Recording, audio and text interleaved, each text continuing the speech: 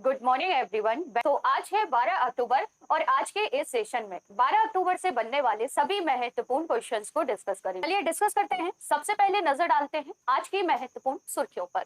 भारत ने एससीओ के संयुक्त आतंकवाद रोधी अभ्यास की मेजबानी।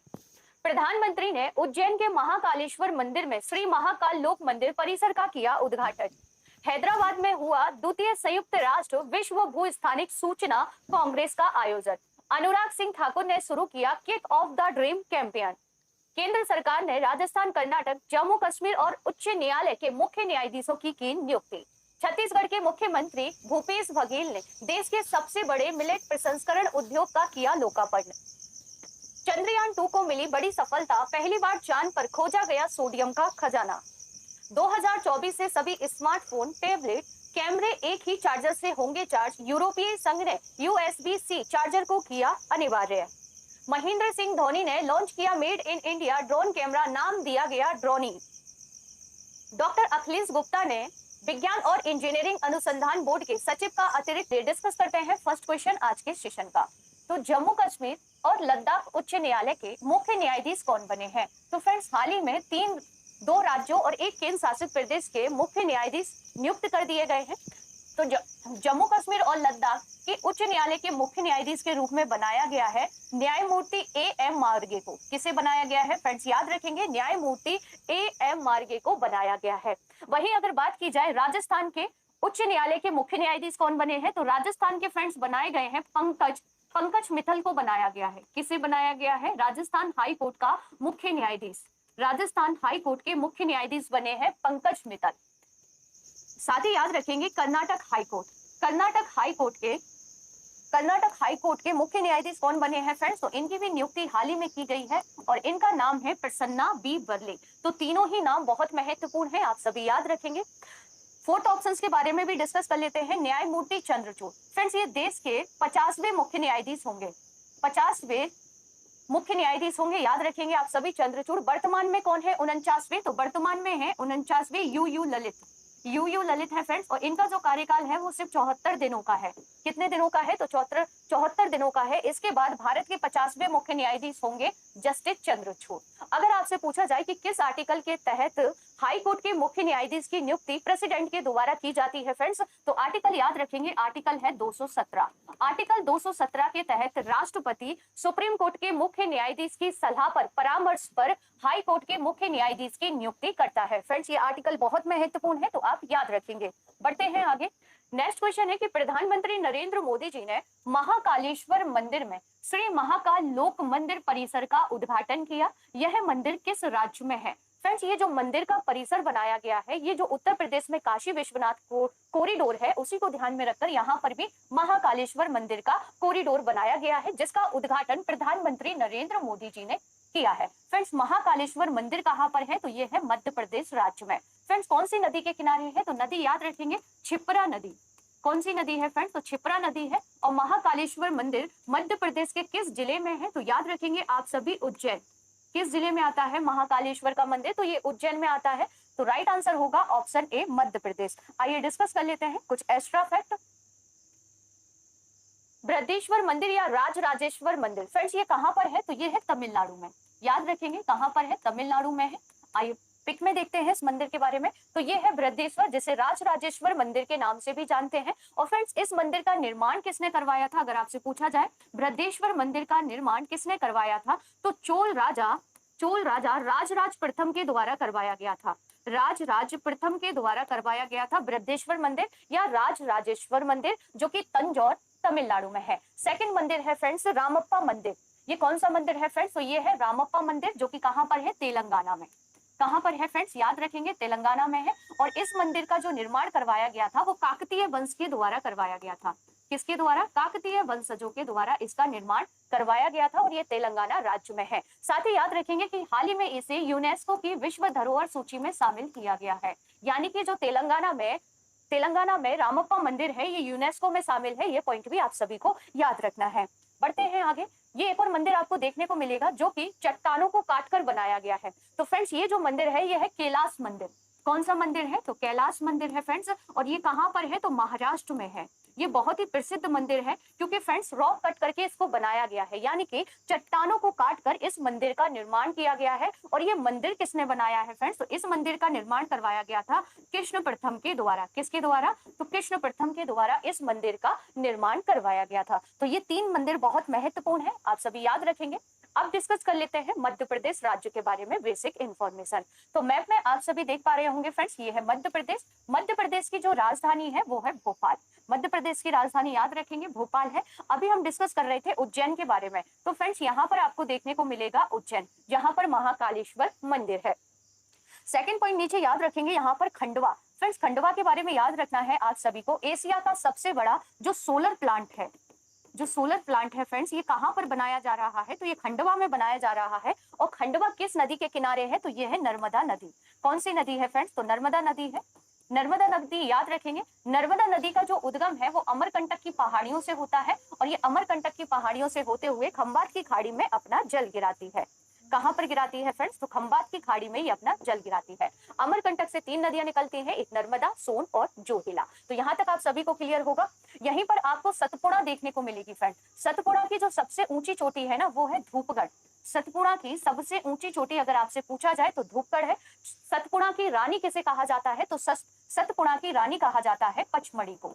किसे कहा जाता है फ्रेंड्स? तो पचमढ़ी को कहा जाता है। और पचमढ़ी भी कहां पर है? तो ये भी मध्य प्रदेश में है।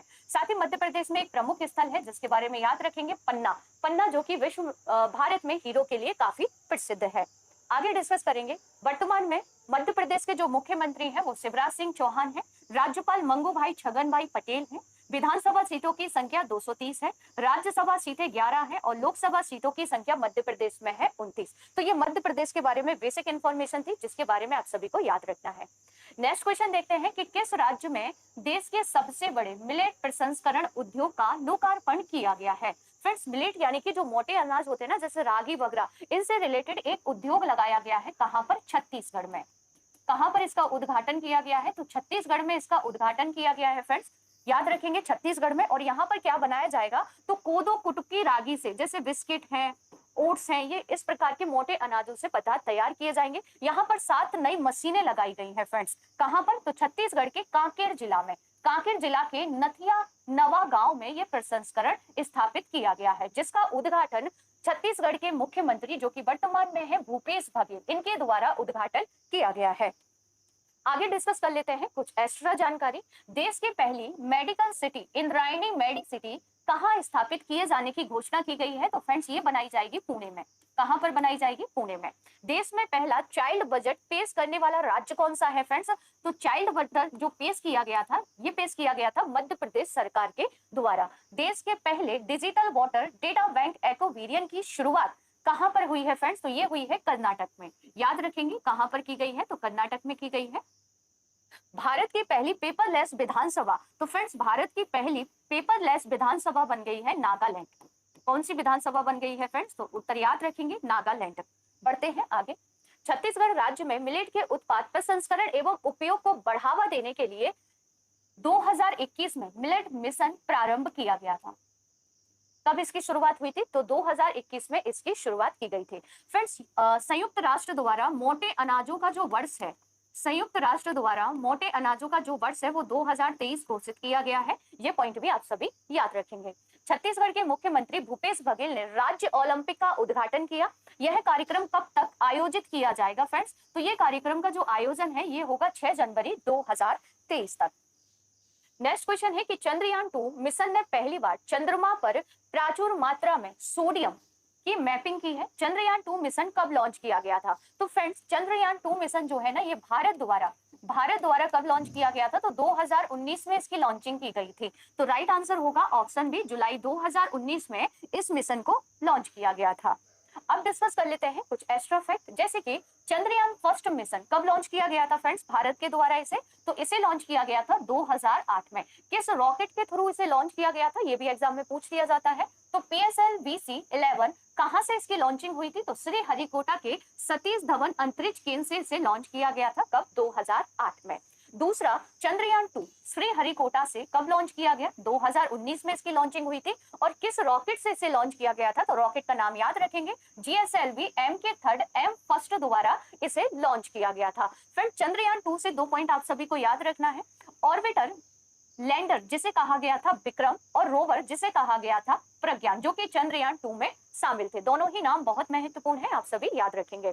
थर्ड पॉइंट याद रखेंगे कि मंगलयान 2013, मंगलयान भारत ने कब लॉन्च किया था फ्रेंड्स? तो 2013 में लॉन्च किया गया था। कहां से इसकी लॉन्चिंग हुई थी? तो आंध्र प्रदेश के श्रीहरिकोटा स्थित सतीश धवन अंतरिक्ष केंद्र से मंगलयान भारत द्वारा 2013 में लॉन्च किया गया था। अब 2 मिशन है फ्रेंड जिनके बारे में आप सभी को याद रखना है। पहला मिशन याद रखेंगे गगनयान। गगनयान जो कि भारत का मानव मिशन है, इसे भारत द्वारा यानी कि इसरो द्वारा लॉन्च किया जाएगा 2023 में। गगनयान और समुद्रयान ये दोनों ही जो मिशन है ये इसरो द्वारा 2023 में लॉन्च किए जाएंगे। साथ ही भारत द्वारा जो शुक्रयान है ना फ्रेंड्स, शुक्रयान शुक्र ग्रह के लिए, इसे भी कब लॉन्च किया जाएगा? तो इसे लॉन्च किया जाएगा 2024 में। तो ये 2 मिशन भी आप सभी को याद रखना है। नेक्स्ट क्वेश्चन है कि मानेसर आतंकवाद विरोधी 2022 की मेजबानी कौन कर रहा है? तो फ्रेंड्स, ये एससीओ से रिलेटेड एक युद्ध अभ्यास है जिसका आयोजन किया जा रहा है भारत में। कहां पर हो रहा है? तो भारत इसकी मेजबानी कर रहा है। आइए डिस्कस कर लेते हैं इस युद्ध अभ्यास के बारे में। तो फ्रेंड्स, इसका जो आयोजन है वो 8 अक्टूबर से 13 अक्टूबर तक किया जाएगा। कहां पर? भारत में। ठीक है, बहुपक्षीय आतंकवाद विरोधी ये युद्ध अभ्यास है फ्रेंड्स। अब डिस्कस कर लेते हैं क्षेत्रीय आतंकवाद विरोधी ढांचा के बारे में कि आखिर ये है क्या। तो क्षेत्रीय आतंकवाद विरोधी ढांचा संघाई सहयोग संगठन यानी कि एससीओ के स्थायी अंगों में से ये एक है। और फ्रेंड्स, इसका जो हेडक्वार्टर है वो है ताशकंद उज्बेकिस्तान में। साथ ही में आप सभी याद रखेंगे ताशकंद उज्बेकिस्तान से कि 2022 में जो एससीओ की अध्यक्षता है फ्रेंड्स, ये किसके द्वारा की गई है? तो उज्बेकिस्तान के द्वारा की गई है। बैठक कहां पर हुई थी? समरकंद में। 2023 में फ्रेंड्स एससीओ की अध्यक्षता किसे दी गई है? तो आपका आंसर होगा भारत को। यानी कि 2023 में संघाई सहयोग संगठन की जो बैठक है वो कहां पर होगी? तो भारत में इसका आयोजन किया जाएगा। अब डिस्कस कर लेते हैं संघाई सहयोग संगठन के बारे में। कितने सदस्य देश एससीओ में शामिल है? तो आपका आंसर होगा 8, जिसमें है रसिया। फ्रेंड्स, कौन कौन से सदस्य देश है? तो आप मैप में देख सकते हैं, रूस, Kazakhstan, Uzbekistan, Kyrgyzstan, Tajikistan, Pakistan, India और चाइना इसमें शामिल है। फ्रेंड्स, एससीओ की स्थापना कब की गई थी? तो एससीओ की स्थापना हुई थी 15 जून 2001 में। कब की गई थी? 15 जून 2001 में एससीओ की स्थापना की गई थी। 8 सदस्य देश इसमें शामिल है। भारत और पाकिस्तान ने इसकी सदस्यता कब ली थी? तो 2017 में भारत और पाकिस्तान एससीओ के सदस्य देश बने थे। फ्रेंड्स, एससीओ का जो हेडक्वार्टर है वो बीजिंग चीन में है। और आप सभी को ज्ञात होगा कि संघाई सहयोग संगठन यानी कि एससीओ की पहली सांस्कृतिक और पर्यटन राजधानी बनाई गई है काशी। काशी कहां पर आता है फ्रेंड्स? तो काशी आता है उत्तर प्रदेश में, जो कि एससीओ की पहली सांस्कृतिक और पर्यटन राजधानी बनाई गई है। नेक्स्ट क्वेश्चन है कि यूरोपीय संघ की संसद ने एक नया कानून पारित किया जिसमें कहा गया कि सभी नए स्मार्टफोन, टैबलेट और कैमरों में एक ही मानक चार्जर होगा। यह कानून कब से लागू होगा? तो फ्रेंड्स, ये जो कानून है ना, ये कानून लागू होगा 2024 से। कब से लागू हो जाएगा? तो ये 2024 से लागू होगा। फ्रेंड्स, इससे क्या होगा? तो इससे फायदा होगा जो यूरोपीय सरकार है इसके द्वारा कहा गया है कि 200 मिलियन यूरो की बचत होगी। साथ ही इलेक्ट्रॉनिक कचरे की भी कमी आएगी क्योंकि सभी में एक ही चार्जर यूज होगा। नेक्स्ट क्वेश्चन है, द्वितीय संयुक्त राष्ट्र विश्व भूस्थानिक सूचना कांग्रेस का आयोजन कहाँ किया जा रहा है? फ्रेंड्स, ये किससे रिलेटेड है? तो भूस्थानिक से रिलेटेड है। और इसका जो आयोजन है वो हैदराबाद में किया जा रहा है। कहां पर किया जा रहा है? तो हैदराबाद में इसका आयोजन हो रहा है, जो कि 10 अक्टूबर से 14 अक्टूबर तक होगा। और फ्रेंड्स, ये भारत सरकार द्वारा विज्ञान और प्रौद्योगिकी मंत्रालय के माध्यम से आयोजित किया जा रहा है। कांग्रेस का इस बार का विषय क्या है? तो वैश्विक गांव को भू सक्षम बनाना, कोई भी पीछे नहीं रहना चाहिए, ये इस बार का विषय है इसका। अब डिस्कस कर लेते हैं कि भूस्थानिक प्रौद्योगिकी क्या है। तो फ्रेंड्स, भूस्थानिक प्रौद्योगिकी में आपका आ जाता है जैसे कि भौगोलिक सूचना प्रणाली, रिमोट सेंसिंग और ग्लोबल पोजिशनिंग सिस्टम, ये सब आपके किस में आते हैं? तो ये सब आते हैं भूस्थानिक प्रौद्योगिकी में। तो ये बेसिक इंफॉर्मेशन है जिसके बारे में आप सभी याद रखेंगे। आगे डिस्कस कर लेते हैं संयुक्त राष्ट्र विश्व भूस्थानिक सूचना कांग्रेस के बारे में। फ्रेंड्स, इसका उद्देश्य क्या है? तो भूस्थानिक सूचना प्रबंधन और क्षमताओं में सदस्य राज्यों और प्रासंगिक हितधारकों के बीच अंतरराष्ट्रीय सहयोग को बढ़ावा देना है। फ्रेंड्स, ये 4 साल में एक बार आयोजित की जाती है। हैदराबाद से पहले इसका आयोजन किया गया था 2018 में। कहां पर? तो चाइना में ये आयोजित की गई थी। नेक्स्ट क्वेश्चन है कि भारत में निर्मित ड्रोनी का निर्माण किस कंपनी द्वारा किया जा रहा है? फ्रेंड्स, ये जो ड्रोन बनाया गया है ये स्वदेशी है, स्वदेशी है फ्रेंड्स, याद रखेंगे। और कृषि और निगरानी के लिए इसे तैयार किया गया है, कृषि क्षेत्र और निगरानी के लिए इसे तैयार किया गया है। और ये जो बनाया जा रहा है ना, ये बनाया जा रहा है गरुड़ एरोस्पेस के द्वारा। फ्रेंड्स, इसका जो उद्घाटन है वो क्रिकेट कप्तान, पूर्व कप्तान रहे महेंद्र सिंह धोनी के द्वारा किया गया है, इसलिए इसका नाम क्या रखा गया है फ्रेंड्स? तो ड्रोनी रखा गया है। क्या नाम रखा गया है इसका? तो ड्रोनी इसका नाम रखा गया है। नेक्स्ट क्वेश्चन है कि kick off the dream campaign किसने शुरू किया है? तो friends, kick off the dream campaign जो है ना, ये अंडर 17 जो फीफा महिला विश्व कप होने जा रहा है ना भारत में, शुरू हो चुका है 11 तारीख से। इसी से रिलेटेड है ये आपका कैंपेन, जिसकी शुरुआत की गई है खेल मंत्री अनुराग ठाकुर जी के द्वारा। किसके द्वारा? तो अनुराग ठाकुर ने इस कैंपेन की शुरुआत की है। फुटबॉल टीम में जो महिलाएं हैं उन्हें समर्थन देने के लिए इस कैंपेन को लॉन्च किया गया है। फ्रेंड्स, अंडर 17 महिला विश्व कप 11 अक्टूबर से भुवनेश्वर, गोवा, नवी मुंबई में आयोजित किया जाएगा। याद रखेंगे आप सभी, अंडर 17 महिला विश्व कप शुरू हो चुका है। ठीक है फ्रेंड्स, पहली बार इससे पहले चैंपियन कौन रहा था? तो गत वर्ष चैंपियन रहा था स्पेन, जिसने मैक्सिको में हराकर किसे जीतकर? उरुग्वे को 2018 का यह खिताब अपने नाम किया था इस टूर्नामेंट का। और जो ये भारत में हो रहा है ये 7वां संस्करण है, ये आप सभी याद रखेंगे। अगला क्वेश्चन है कि विज्ञान और इंजीनियरिंग अनुसंधान बोर्ड का सचिव किसे नियुक्त किया गया है? तो विज्ञान और इंजीनियरिंग अनुसंधान बोर्ड का अतिरिक्त प्रभार दिया गया है डॉक्टर अखिलेश गुप्ता को। किसे दिया गया है फ्रेंड्स? तो याद रखेंगे, डॉक्टर अखिलेश गुप्ता को दिया गया, इसे बनाया जाता है। कल की क्लास में आपसे जो क्वेश्चन पूछे गए थे उनके आंसर देख लेते हैं। टेनिस टूर्नामेंट स्विच ओपन 2022 में पुरुष एकल का खिताब किसने जीता है? तो कैस्पर रूड ने यह खिताब जीता है। 69वें सीनियर पुरुष राष्ट्रीय कबड्डी चैंपियनशिप 2022 का खिताब किसने जीता है? भारतीय रेलवे ने। नेक्स्ट क्वेश्चन था कि समुद्र की गहराई मापने के लिए कौन सा उपकरण प्रयोग किया जाता है? फेदोमीटर का उपयोग किया जाता है। मानव शरीर के ताप को कौन सी ग्रंथि नियंत्रित रखती है? तो हाइपोथैलेमस ग्रंथि मानवीय ताप को नियंत्रित रखती है। अब आप लोगों के लिए कुछ क्वेश्चन हैं जिनके आंसर आप सभी को देने हैं कमेंट्स बॉक्स में। पहला क्वेश्चन है कि भारत का पहला नाइट सफारी और जैव विविधता पार्क कहां पर बनाया जाएगा? अगला क्वेश्चन है कि होमी बाबा कैंसर हॉस्पिटल एवं रिसर्च सेंटर का उद्घाटन किसने किया है? अगला क्वेश्चन है कि किस भारतीय राज्य में सामाजिक त्योहार छापर मेले आयोजित किया जाता है? नेक्स्ट एंड लास्ट क्वेश्चन है, निम्नलिखित संगठनों में से किसने शुद्धि आंदोलन का समर्थन किया? तो फ्रेंड्स, इन सभी के आंसर आप सभी को देने हैं कमेंट्स बॉक्स में। आज की ये क्लास आप सभी को कैसी लगी कमेंट्स बॉक्स में जरूर बताइएगा। अगर क्लास अच्छी लगी हो तो क्लास को ज्यादा से ज्यादा शेयर कीजिएगा, लाइक कीजिएगा और चैनल को सब्सक्राइब जरूर कर लीजिएगा, जिससे आने वाली क्लास का नोटिफिकेशन आप सभी को सबसे पहले मिल जाएगा। मिलते हैं नेक्स्ट क्लास में, तब तक के लिए थैंक यू सो मच।